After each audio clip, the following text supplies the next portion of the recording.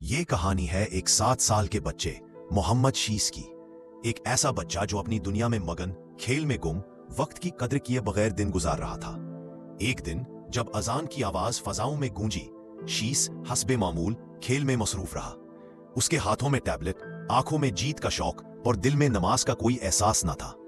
तब उसकी घड़ी बोली, शीस, नमाज का वक्त हो गया है, चलो मस्जिद। लेकिन वो घड़ी को नजरअंदाज करके खेल में गुम रहा।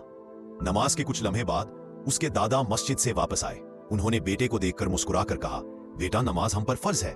जिस दिन तुम अल्लाह को याद करोगे वो तुम्हें कभी नहीं छोड़ेगा। ये अल्फाज शीस के दिल में कुछ बदल गए। उसने आहिस्ता से टैबलेट एक तरफ रखा और सोचने लगा, क्या वाकई नमाज इतनी अहम है?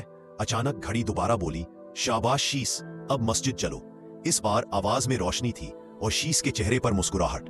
फिर वो मस्जिद पहुंचा, पहली सफ में खड़ा हुआ और पहली बार दिल से अल्लाह के सामने झुका। नमाज के बाद उसके दादा ने सर पर हाथ रखा और मोहब्बत से दुआ दी, अल्लाह तुझे नमाज, सच्चाई और इल्म से जोड़े रखे। शीस ने आसमान की तरफ देखा और उसकी घड़ी ने मुस्कुराकर कहा, यह होती है असल कामयाबी।